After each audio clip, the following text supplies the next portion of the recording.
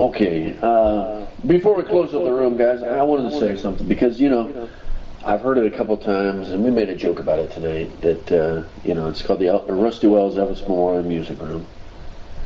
Like I say, it's called the Rustywells Elvis Memorial Music Room. And the reason I picked that name is, not because I put my name there first, but when I was asked to open this room years ago, many, many years ago,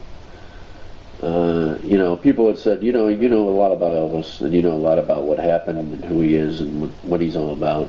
And there ain't many people on YouTube or Pal Talk or anybody that knows what you know about Elvis. So, you seem pretty popular. Put your name on the room. That's why my name's on the room. That's the only reason. If I made the room right this minute, it wouldn't even have my name on it. It'd just be the Elvis Memorial Music Room. But, I'm a creature of habit, so I just keep it the way it was. I don't like changing things. So that's why it stays the way it is. But it's actually the Elvis Memorial Music Room. I'm all about Elvis. That's all I care about. I don't care about nothing else. I care about Elvis. I care about his family. I care about his legacy and the memory of Elvis. That's a fact. Now I'm putting Barbie to sleep right now. See, she's got the Z's going. But I wanted to say one thing. The reason we allow all music in this room, because, this is a memorial music room to Elvis. People go, why do you allow other people's music to be played in this room? And I've said it over and over and over again, and I'll say it again, one last time, just one last time. The reason why we allow music to be played in this room besides just Elvis is because Elvis appreciated all music. He really did. He appreciated the Grand Ole Opry. He appreciated gospel music. Like I said before, he tried to join a gospel group. And he wasn't allowed in the group for whatever reason. It was their fault that he needs to go back to driving a truck. What do they know? They don't know nothing. But, he did enjoy listening to, country music. Vernon and Gladys, they would listen to the Grand Ole Opry with Elvis.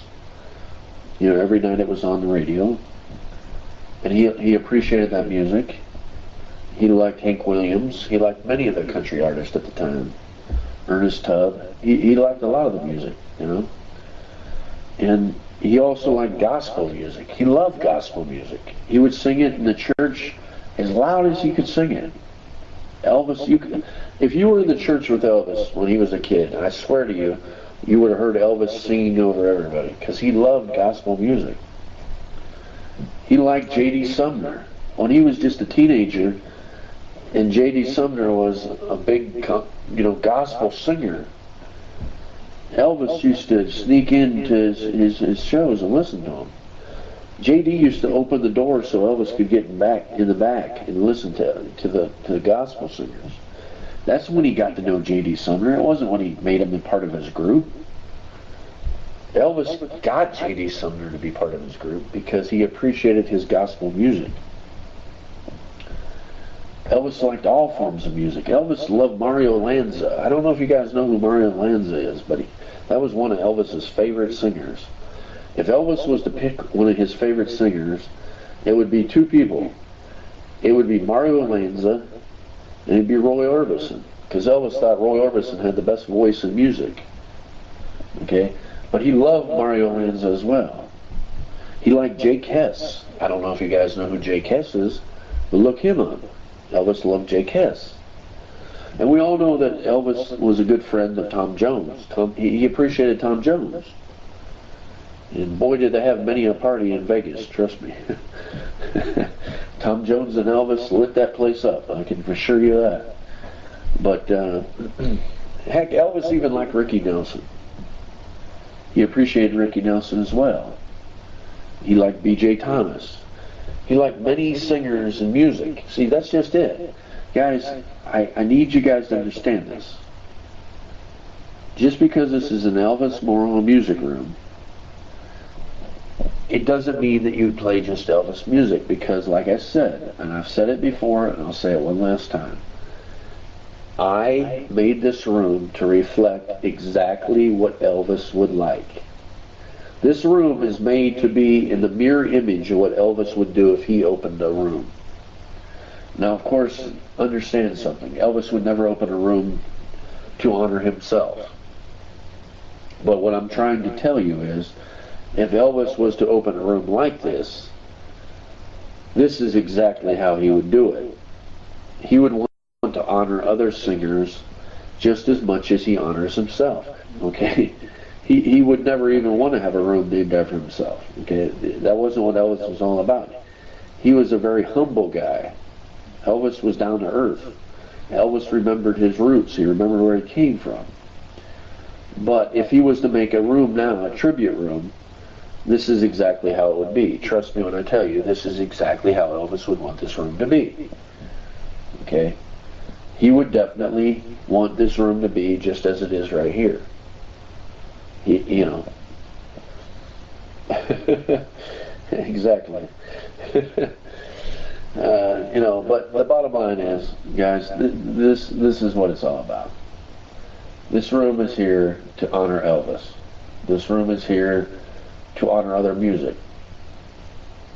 And like I've said before, Elvis, if you guys were to just suddenly, you know, somehow go back in time, I don't know, maybe you find a DeLorean and you go 88 miles an hour and you go back in time, and somehow you end at Graceland in 1967. And Elvis is there. Okay? And you walk through the front door and you look at the staircase straight ahead. And you look to your left and you see the dining room. And you look to your right and you see the long couch. And you decide you're going to sit down on that couch. And you sit down. And Elvis is at the piano. He's playing his music. And you listen for a while and you hear Elvis singing his songs. And then Elvis gets up. And then you walk down the hallway and you go to the jungle room. And you sit down in the jungle room. You know, Elvis's original man cave. Do you think honestly that you would be hearing Elvis music if Elvis was winding down and Elvis was chilling out and Elvis was trying to relax? I guarantee you would not. You would hear Mario Lanza, or you would hear Jake Hess, or you would hear Tom Jones, or you'd hear Roy Orbison, or you'd hear Ricky Nelson, or you'd hear many other people. Elvis loved all other music. He had a vast collection of other music. A vast collection of other music. Do you think he had his songs in there? No. He had hundreds of other singers' songs in his collection. He didn't have his own music in there. Why would he have his own music? Elvis was trying to make himself better. Elvis was trying to make himself more about every kind of music. Elvis was trying to make himself well-rounded. So he was only listening to other people's songs. Because, see, he never gave up on trying to make himself better. See, that's what's wrong with music today. They think, oh, I'm great. I don't need to change myself. I don't need to improve none. I don't need to do anything different. No, Elvis was always trying to make himself better. Elvis was always trying to find some other kind of sound, some other kind of, you know, music, some other kind of different kind of way of presenting his songs. He was always trying to make it better. See, to him, each song was a performance. Each song was a show. It wasn't about a song. I'm just going to sing a song and move on. No. He made every single song he sang into a little performance. And that's what he was all about, guys. Elvis was all about. That's why he's the king of rock and roll. And that's why when Elvis came onto the scene, the big bang of music happened, and Elvis Presley blew everything up. Honestly speaking, Elvis is the greatest single performer in the history of music, hands down, and that's a fact. And I will argue with any idiot that wants to argue with me about that. Trust me on that.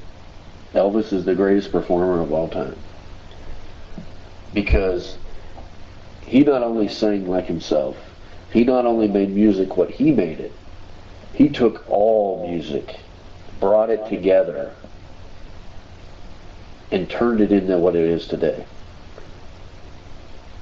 No. Did he influence Little Richard? No. But what Little Richard did, Little Richard was a form of music, okay? And I'll move on from this and I'll close up here. Little Richard, to this day, likes to think that he's the king of rock and roll. And I got no problem with Little Richard. Little Richard was a great singer. Little Richard was a great performer. But Little Richard had his influence from the ethnic side of it. Okay? You know, Little Richard, Chuck Berry, they were from the ethnic side of it. Ray Charles, ethnic side of it, guys. And there's nothing wrong with that. They actually brought the life to the music. You know, ethnic performers brought the life to music. They were performers. They got up on mic and they started singing, and they danced, and they. But you know what it was? It was Little Richard and all the black performers. You know, they had the energy. They had the, you know, like when Elvis started singing and he felt the music. And he started moving his legs, and he started gyrating, and you know that's when Elvis the Pelvis was named. You know, that's when they called him Elvis the Pelvis, because he moved, and you know that's why they shot him from the waist up. And they didn't shoot him from the waist down, because what he was doing below his belt was just not something that they had seen before. But that's only because at that time, no offense, but most people were racist. And that's a fact, okay, sadly to say. But most people were racist, and they didn't listen to black music, okay? They only listened to white music, you know, and, you know, they listened to the guys that sat there with the mic in their hand, they stood still, and they didn't move. And so they didn't see the Chuck Berrys, they didn't see the Little Richards in the world, they didn't see those people. They only seen the white performers. So when Elvis started moving like a black guy, they freaked out, and they're like, what the heck is going on? He looks white to me, but he's moving like a black guy. But that's what made Elvis great, because see, he brought black music and white music together, and gospel music and country music and all forms of music together. And that's why Elvis, and I'll say this one last time, that's why Elvis influenced the Beatles. Elvis influenced the Rolling Stones. Elvis influenced all performers that came after Elvis. You know, he influenced Buddy Holly. He influenced everybody. The Big Bopper. He influenced everybody because they seen what he did. He took this kind of music, gospel. He took country. He took rhythm and blues. He took soul. He took it all together and he made it into rock and roll. And that is why Elvis is the king of rock and roll. It's real simple. Nobody else did what Elvis did. He brought it all together. He put it in a nice, tidy little package. And let's face it, he had an awesome voice. He was a good-looking guy. He knew how to move. That's all you needed. The big bang of rock and roll. The big bang of music. Elvis Presley. And with that, guys, I'm going to close up the room. I just wanted to explain all that. I wanted to explain why this room is called the Rustywells Elvis Memorial Music Room. I wanted to explain why we let other songs be played besides just Elvis. And I wanted to explain why Elvis is the greatest single performer in music yesteryear and music ever. Ladies and gentlemen, Elvis Presley, the king of rock and roll.